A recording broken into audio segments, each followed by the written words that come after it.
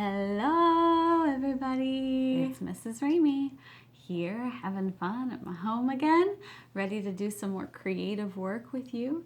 This week's project is another optional one, which means if you need more time to work on other things, if you're really engaged in a different project, if you need to make up old art projects from our remote learning time, then you can go ahead and do that. But if you're all done with that and you really just want another art project to get into, that's what we have here for you today, okay? The art project that I'm going to walk us through today might be a little bit familiar to some of you. Monster bookmarks! This is a really fun project. It's a combination of origami, which is a kind of paper folding art process, and paper collage, which is gluing some pieces of paper on top of other pieces of paper to make a character. And they're called bookmarks because that's exactly what they're used for. There is an opening here which allows you to slide the page of a book into your bookmark. And so you can make a character. Maybe it's your favorite character from the book, maybe it's a self-portrait, maybe it's your favorite character from a movie or a cartoon or a comic or a game or something that you like. I know a lot of you really love to read. I know I do too. I wonder what it is that you're reading right now. Here are some of the books that Mrs. Ramey has been reading during her time at home. Lost and Found. It's actually a collection of 3 short stories by an artist named Sean Tan. He's an amazing illustrator. He does all kinds of really wonderful, peculiar illustrations. So this is a book I've really been enjoying. I might make a bookmark for that one. Another book that I've been enjoying. This is a book that I've actually read before. Sometimes I reread books that I really enjoy.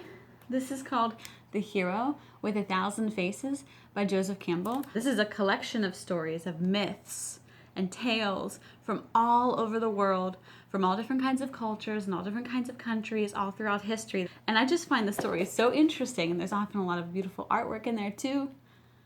And Joseph Campbell is a really good writer, so I love hearing him retell the stories from like Greece or ancient Egypt or Africa or the Middle East, or Native American stories, and they're just fantastic. So maybe I'll make a bookmark for this one. Or, this is another one I've been looking through a lot, Northeast Foraging.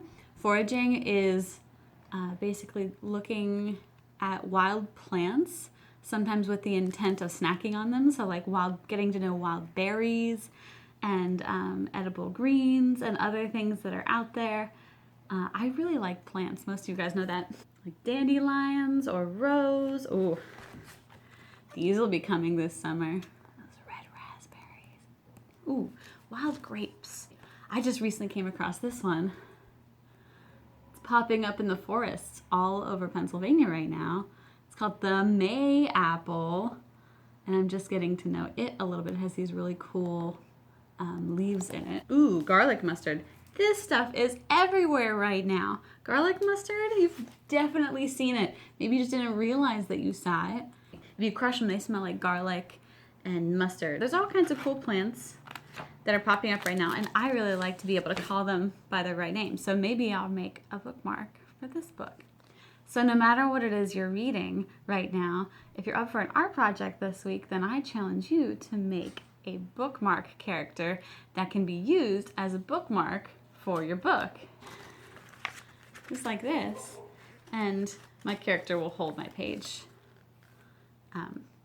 until I come back ready to read again.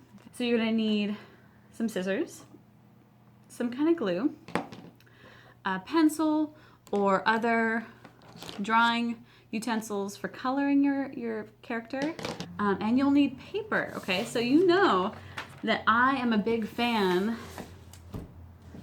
of using junk mail, and because we get it every day still. So if you have some junk mail from your parents, maybe find one that has like a blank side or one that has a cool pattern on it that you want to try to use. But if you have regular paper, you can certainly feel free to use that also. Even scrap paper is really useful. So if it's been like cut up, you can still use it for all the details on your monster bookmark, okay?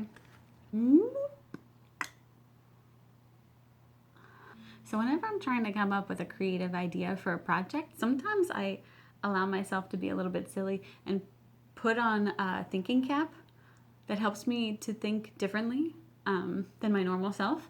So if it helps you, you can try putting on a funny pair of glasses or a fun hat or something like that. Let's see if I can find my thinking cap right now.